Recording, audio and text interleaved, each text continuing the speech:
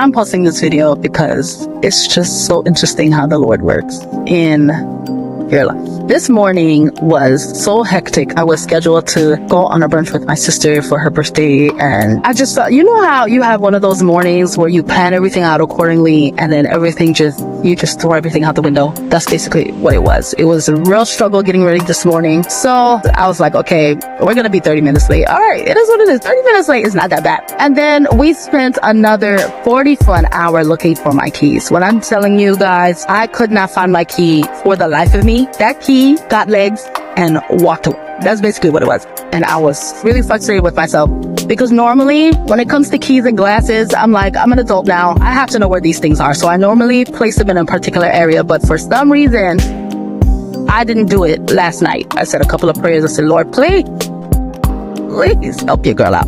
But I went upstairs and my husband like, have you checked the spot? We're like, no, I didn't check the spot. What? That's where it was. Oh, my husband and I, we finally got the keys. We packed up the car and I sat in the car and I just sat for like 2 seconds exhaling because the level of frustration I was feeling in my system, it was just rising up so high. And my husband asked, are you okay? I'm like, just give me a second. I just need to exhale because...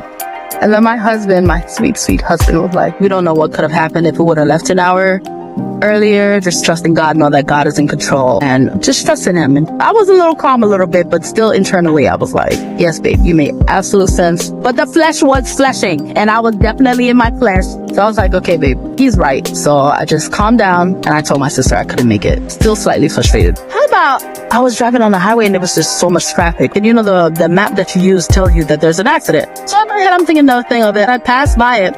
It was like a 5-car pileup accident. I've never seen an accident like that before. 5 cars got into an accident. So much so, a little bit before when the accident happened, they had to block off the highway and tell all those cars on those 4 lanes to get into that one exit. That's what the traffic was for. But while I was passing by the traffic, I just instantly remembered what my husband told me.